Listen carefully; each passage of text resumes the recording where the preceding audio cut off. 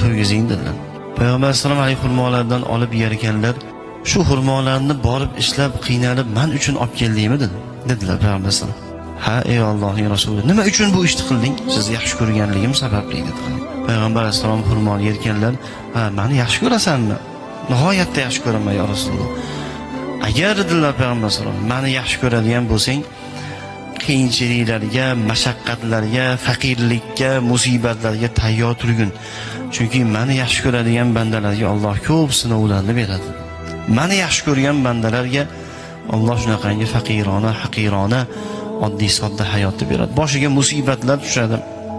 Moli bilan sinov beradi, joni bilan sinov beradi. Mana shunaqangi qiyinchiliklarni beradi dedilar azizlar.